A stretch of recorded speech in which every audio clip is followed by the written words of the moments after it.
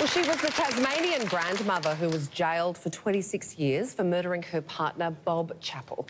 But was Susan Neal-Fraser let down by our justice system?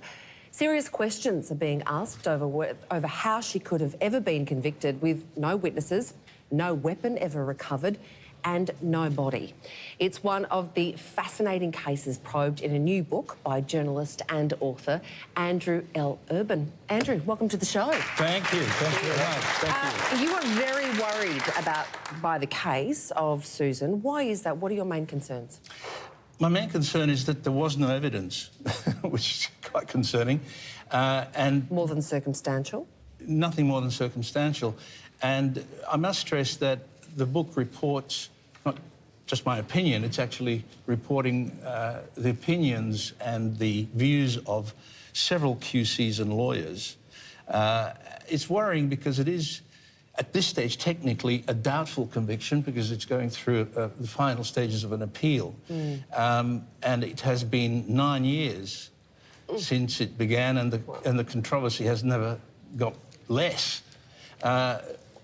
Very concerned, and together with the other cases, I'm hoping that the book will generate some kind of a debate about some of the reforms that are needed. But how does a case like this get to that point? If you're, a layman of terms, an expert in journalism, and are thinking this, then how can our learned, Supreme Court judges and judges get to this point? I slept very little for the last 9 years, pondering that question. I always knew, I've been reviewing movies, as you know, Karen, for many years, and I always maintained that movies will or can change your life. I never expected it to happen to me. I mean, it just took me into this world of wrongful convictions. So do you think by watching a movie and learning to that skill set of dissecting a movie is kind of what you've done with these cases as well? Well, as a journalist, you always ask questions. And I got worried when I read the transcript of the trial. You don't have to be a lawyer to recognise... Can I read you one tiny sentence? Yeah. Which tells you what worried me.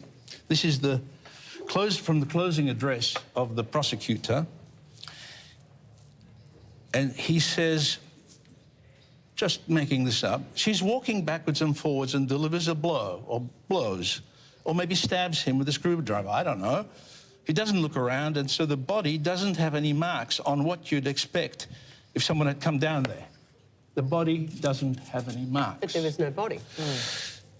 I suggest the body would have marks consistent only with being delivered by someone who he knew to be there. So where is the judge if there's no body? And also, you highlight many cases and it's murder by the prosecution. So is this complete incompetence, or one side of prosecution as opposed to defence is more competent than the other? Well, this is what I'm getting at. This is fact. What I've read is factual extract from the transcript. But is it incompetence? It's a matter of judgment. I mean, you'd have to say... Well, the way I'm reading it, it is complete incompetence. And also, in terms of the judge, what is their role supposed to be in this? The judge's role is supposed to ensure that the rules of procedure are fairly followed. And justice is done? Or am I seeing too many American movies? No, should the judge oversee justice is done? And so should the prosecutor. Okay, how many other times, in this book, you've got several other cases, how often can this happen? And also, if you've got enough money, if you're rich, and you've got a great lawyer, you probably won't go to jail. It's just if you're poor, you don't have good representation. There's a study, the only study that has been done about wrongful convictions by Griffith University Criminal Justice Department shows that since 1922 up to 2015, there are known identified 71 cases of wrongful conviction, but the full number is not known. And in international terms, the average wrongful conviction rate is about 3 to 5% of total serious crime. 3 to 5%. And that sort of seems to be in UK, US. But does it matter if you've got money? Not usually. So they can be just as incompetent if they're a wealthy lawyer? Yeah, absolutely, absolutely. The issue is, and this is what I argue in the back of the book, action points to reform all steps, from police investigation, which suffers from tunnel vision too many times, which is true in this case and all the other cases that are in the book, really, through to the way that forensic evidence is presented. Most juries and most judges don't have a clue about the details of forensic evidence. Can we talk about Robert Z? Because this is a pretty high-profile Yes. case in Sydney. The uncle accused of bludgeoning to death his family. You have concerns over whether he did it or not? I have concerns because, again, of the material in the trials. There were 4 trials.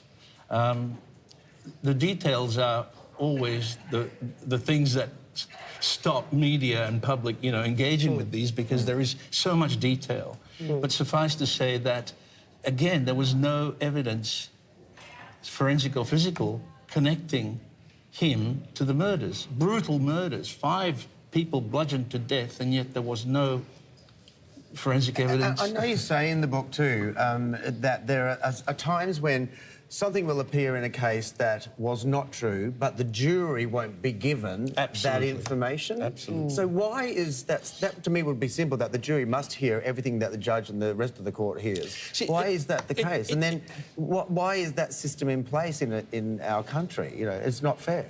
Errors are made. Like all over the world, errors are made, and that's one of those that is often made.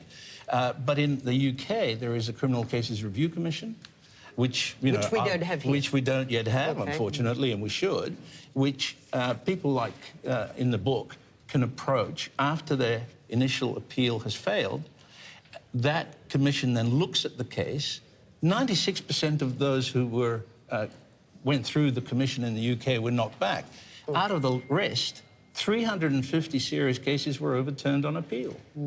So your book could save lives or get people out of prison, do you think? Well, I hope eventually it does, yes, absolutely. Yeah.